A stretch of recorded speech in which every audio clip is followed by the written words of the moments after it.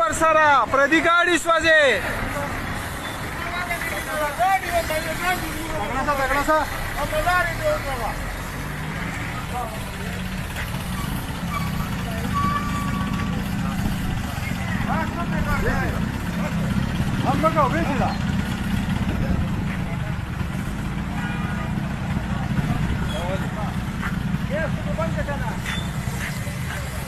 امیر وبي وکړه خلک کې خلاص امیر وبي